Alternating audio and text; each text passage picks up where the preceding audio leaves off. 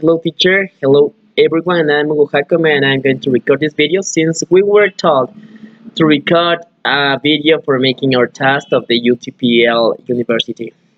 So, and we also have to talk about marriage. And for this we were told to watch a video. It was really interesting with lots of tips before getting married to someone. And between these tips, I'm going to share with you the most important ones for me. And so, is love eternal or not? Well, for this, I am going to share with you some tips that I heard from this video. And this video, the doctor said there is a period for obsession, and the obsession period lasts for only 2 years at maximum. So if you are with someone for 2 years and in these 2 years you want to get married, that means that actually that you are only in this obsession period, you know? That is why it's really recommended that you have to be with that person, with that significant other, for more than the years. Okay, so in this you are going to get to know if you are willing to get married to that significant other for the rest of your life. Okay, and this is related with the second question: whom to marry? If you get to know, maybe you are going to get to know that princess or that prince in the latest case, and with this you are going to feel really comfortable. You are going to be yourself. You are not going to try to force anything to happen. Everything is going to be relaxed, just really fluent. And how long should a couple be? As I already told you, you have to be more than 2 years with a couple if you want to have a really good relationship with her, a really good marriage, and if you want to marry your marriage, sorry, to last forever after. We also heard in this video that people nowadays, single people nowadays, are more prepared for their vocations than for marriage. And with this means that they are more successful at their vocations, at their works, than at their marriages. And that is why there are lots of divorces, and most single peoples have a lot of money. So this is something really that we have to know and we have to try to understand. And when you get to know that significant other, you also have to get to know her in the good and in the bad moments, okay? Because you also have to understand that you're going to marry a family. If you consider that you are going to be only with your couple and you're going to go to the West Road and you're going to live alone by your own in a really small house, that is really awkward, and you don't have to know this because if you consider this, you're going to suffer a lot. Okay, you have to know that you're going to marry this lady's parents. If she has brothers, sisters, everyone, you're going to be married to them. So you are going to be related to all these people for the rest of your lives. And you also have to explore different areas. I mean with this that there are different people.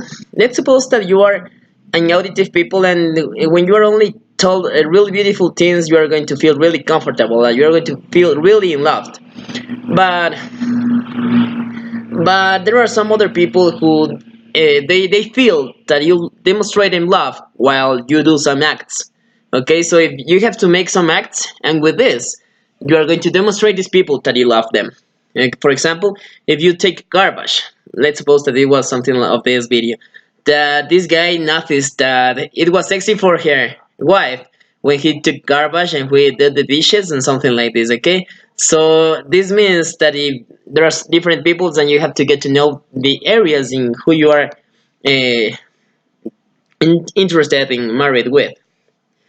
And also, there are different people around the globe who state that living together is more useful. For is the most useful tip for getting married, and we got to know in this video that marriage is not something that you just can simulate. Marriage cannot be simulated, and with this, if you're in a only living together, that means that you have any commitment in there, and marriage is for commitment.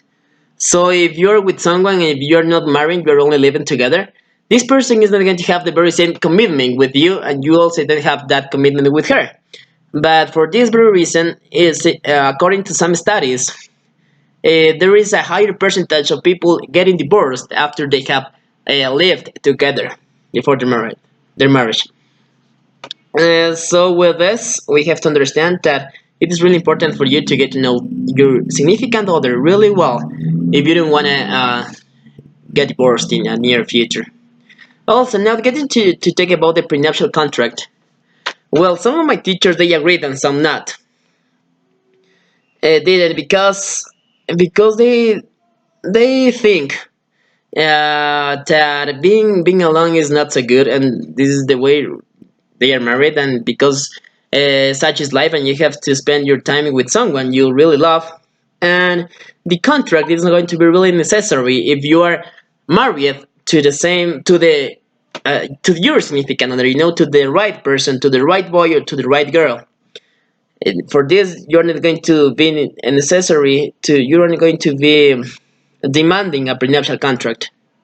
But as there are different cases and as they are lots of people around the globe, they also have this intention of the prenuptial contract, and with this you are going to be able to separate, to separate your goods from the other person's goods. Okay, and with this, after you get divorced, you are going to be able to get back all what was yours when you were single. So that's it. And for me, what's more important between these two, being being married with a prenuptial contract or being married without this prenuptial contract? For me, what is the most important is that you have to get to know really well that special person you're going to marry. Because, as I already told you, you're going to be with that person as it is supposed, as it has to be for the rest of your life. Thank you very much, teacher, and everyone. Have a good day. Take you.